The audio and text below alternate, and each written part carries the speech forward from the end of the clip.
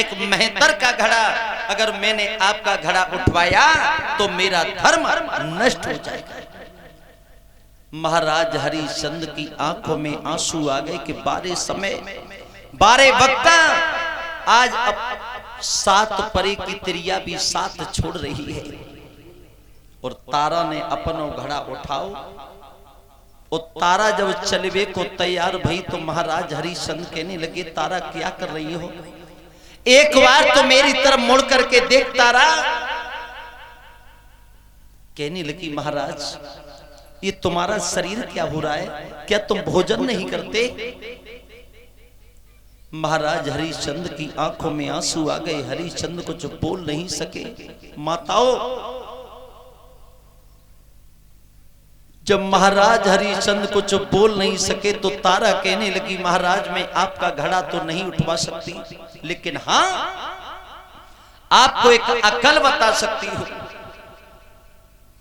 कि गहरे में घुस जाओ घड़ा उठ जाएगो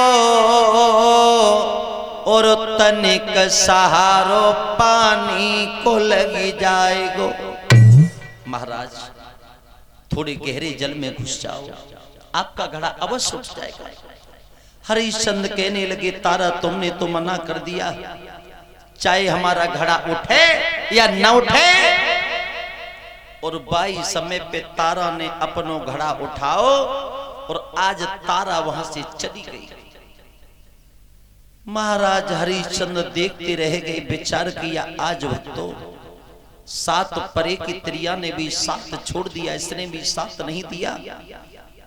महाराज हरिश्चंद्र गहरे जल में घुसे, कुछ झुके और कुछ ताकत लगाई तो आज भक्तों बा घड़ा को उठा के सर पे रख लो।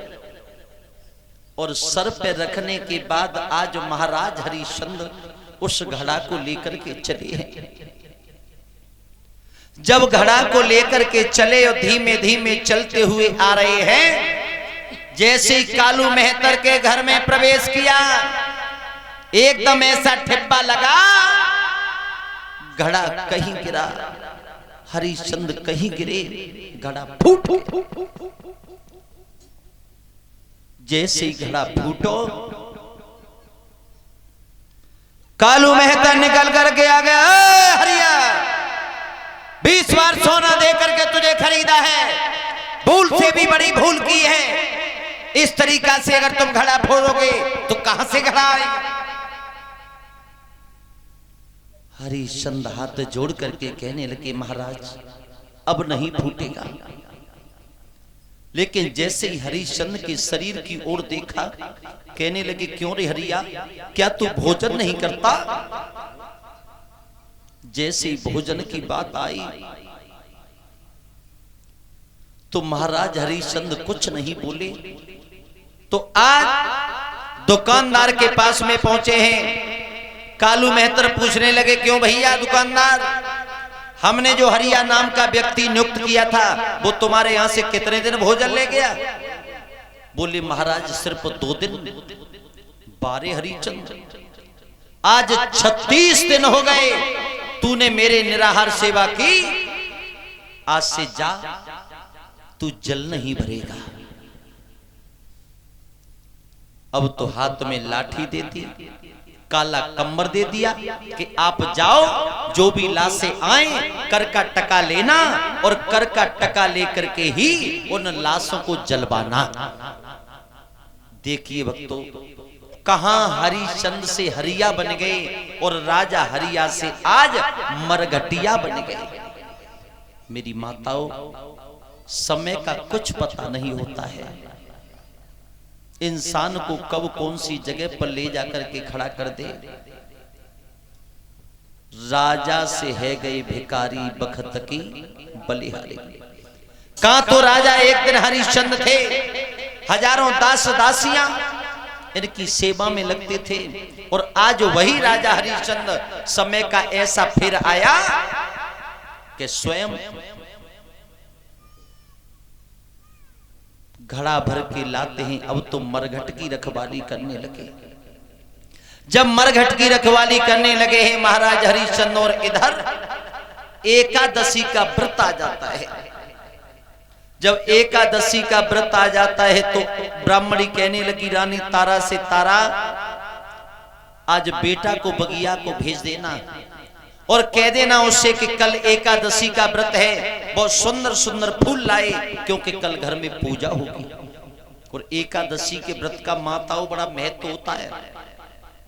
तो मैया तारा ने जैसे ही सवेरा हुआ तो बेटा रोहितास को बुलाया है और रोहितास से कहा कि बेटा बगिया के लिए चले जाओ, बगिया से थोड़े फूल ले आओ।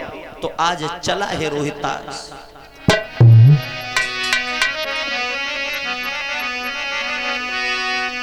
कि मात की बातों पे चबरिया हाथन में लेके चलो है रोहितास। की बातों में चबरिया हाथन में लेके चलो है रोहितास। मैया कहने लगी बेटा रोहितास बगिया के लिए चले जाओ। चला है रोहितास। मात की बातों में चपरिया हाथन में लेके चलो है रोहितास।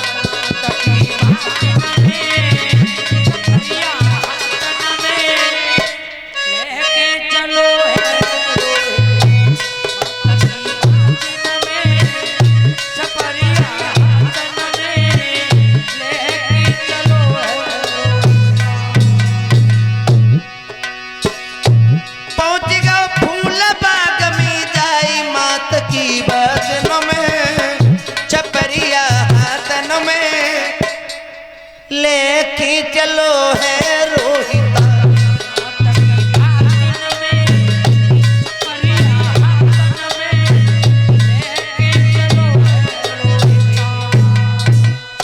आज भक्तों बेटा